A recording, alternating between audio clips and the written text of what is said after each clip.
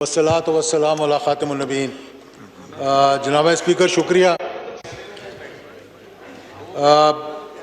मैं पिछले 2 दिनों से मैं समझता हूँ कल और आज एक इस असम्बली ने बहुत अच्छा पैगाम जो है वो दिया है कि कौम जो है वो मुत्तहिद है, और यही खूबी है पाकिस्तान में और पाकिस्तान की कौम में कि जब भी मुश्किल वक्त आता है ये अपने तमाम डिफरेंसेस बुलाकर वो जो है वो मुत्तहिद हो जाते हैं। कुछ ऐसी तकरीर हुई जो कि मैं समझता हूँ कि वो पॉइंट इस वक्त यहाँ पर रेज़ नहीं करने चाहिए थे। मैं जो अभी बात की है उमर अयूब साहब ने, मैं हुकूमत को मैं भी ये कहूँगा कि थोड़ी सी इस पार्लियामेंट पर तवज्जो दें। इस मौके पर यह पैगाम जाना एक अच्छी बात नहीं है। वज़रा को यहाँ मौजूद होना चाहिए। अगर प्राइम मिनिस्टर नहीं आ सकते, अगर उनकी कोई मजबूरी है, या फिर ये जो पीछे बैठे हुए हैं इनको आगे बिठा दें और अगलों को पीछे बिठा दें, मेरे ख्याल में काम ठीक हो जाएगा। मैं सिर्फ मेरे भाई गौहर साहब ने यहाँ पर कहा कि 2 इंडिया हैं, एक मोदी का इंडिया है और एक इंडिया का इंडिया है। मैं समझता हूँ एक ही इंडिया है। ये वो माइंड सेट है जिस माइंड सेट ने आज तक पाकिस्तान को तस्लीम नहीं किया।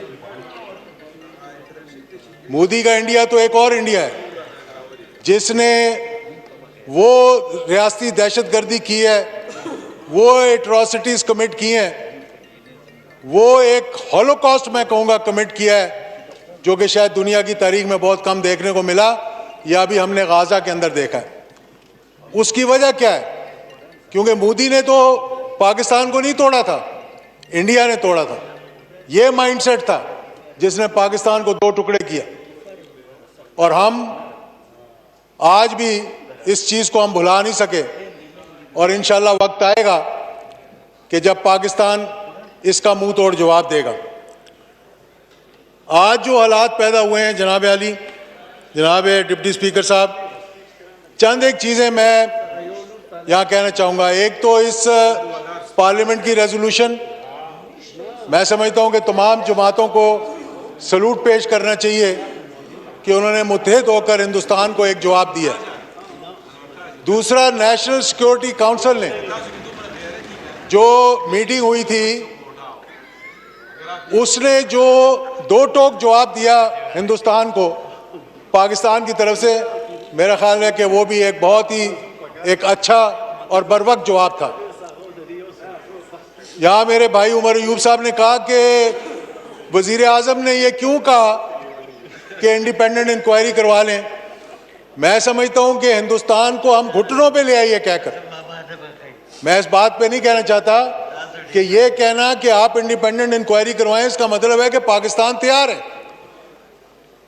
क्योंकि ये भी एक फॉल्स फ्लैग जो ऑपरेशन इन्होंने किया है, माजी के अंदर बहुत से ऐसे ऑपरेशन होते रहे, लेकिन हमारी कई जगह पर हमारी खामोशी ने, ख़ास तौर पर जब आर्टिकल 370 और 35A उन्होंने इन्वोक किया और कश्मीर को सबजुगेट करने की कोशिश की, मेरे ख्याल में उस वक्त टाइम था कि पाकिस्तान इसी तरह खड़ा होता हिंदुस्तान के मुकाबले में जिस तरह आज हम उनको जवाब दे रहे हैं।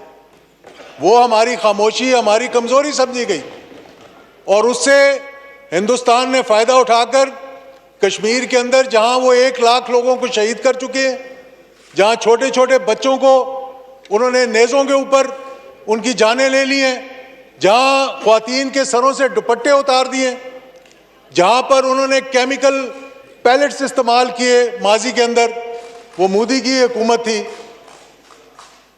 तो हम अपना नैरेटिव जो है, हम अपनी बात जो है, हमारी कमज़ोरी ये है कि हम अपनी बात को इंटरनेशनल फोरम्स पे उस तरह उजागर नहीं कर सके जिस तरह के हिंदुस्तान ने और दीगर ममालिक को करते हैं। जिस तरह आज इजराइल जेनोसाइड कर रहा है फ़लस्तीन के अंदर, सारी दुनिया खामोश है, सारे मुस्लिम ममालिक भी खामोश हैं। आज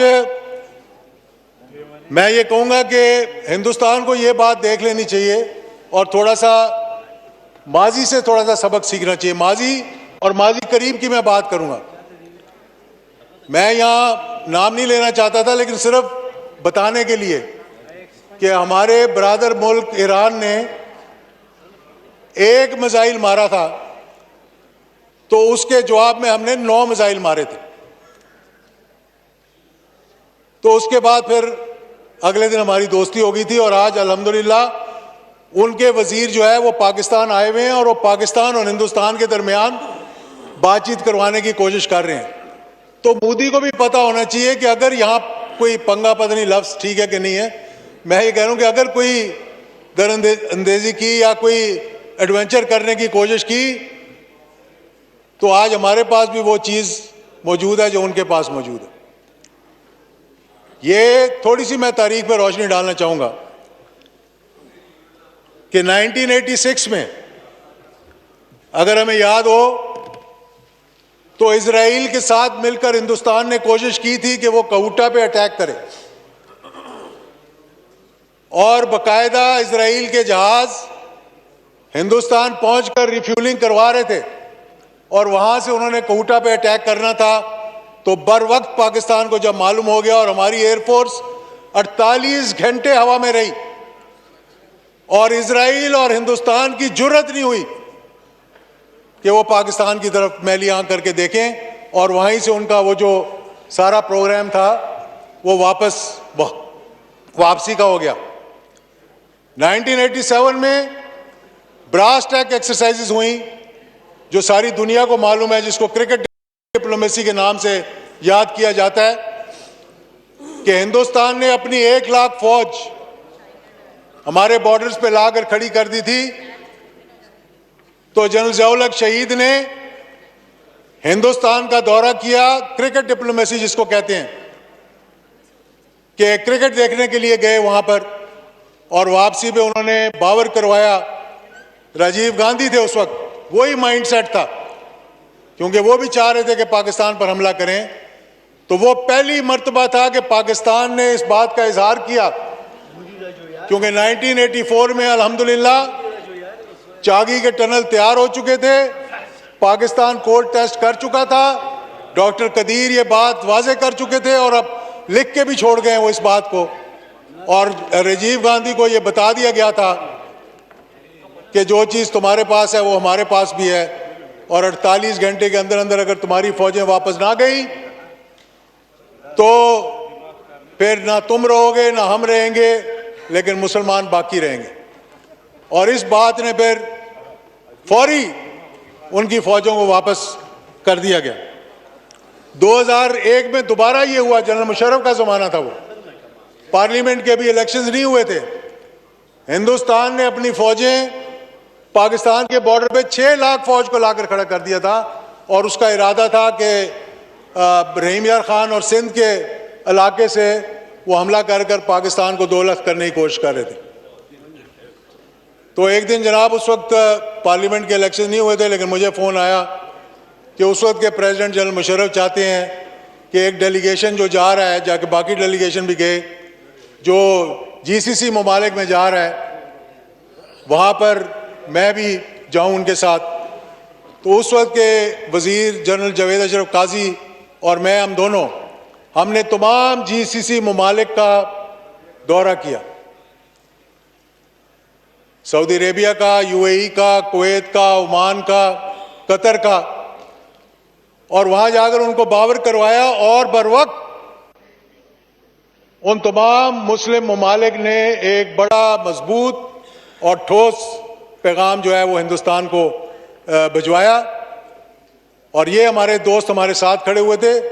चंद एक ने कुछ इतराज़ात भी किए, मैं उसका जिक्र नहीं करना चाहता, लेकिन सऊदी अरेबिया ने, UAE ने, शेख जायद उस वक्त हयात थे, उनको पैगाम भिजवाया। मैं वाइंड अप कर रहा हूँ, 2 मिनट मुझे सिर्फ दें आप, बड़ी मेहरबानी आपकी। तो मैं फिर ये बताना चाहता हूँ कि इसी तरह 2019 में जब यहाँ पर किया गया, उनका जहाज़ आया और गिरा और अभिनंदन ने वो चाय का कप पिया और फिर प्यार से उसको यहाँ से रुखसत किया गया। आज भी हमारे पास जनाब डिप्टी स्पीकर साहब, हमारे पास सारे शवाहिद मौजूद हैं। कल यहाँ मेरे भाई ने, कमाल साहब ने तकरीर करते हुए कहा कि हम पता नहीं किस बात से शर्माते हैं, हम ये बात उजागर नहीं करते, हम दुनिया को बताते नहीं हैं कि हमारे साथ क्या हो रहा है। 80,000 जानें हमने कुर्बान की, इतने फौजी जर्नैल से लेकर सिपाही तक हमने शहीद करवाए, जितने 48 में, 65 में और 71 की जंग में शहीद नहीं हुए, फिर भी हम खामोश। वो काउंसलेट खुले हुए हैं अफगानिस्तान के अंदर, हिंदुस्तान के, और हम जो है, मैं वाइंड अप कर रहा हूँ, आप प्लीज़ 1 मिनट मुझे दे दें।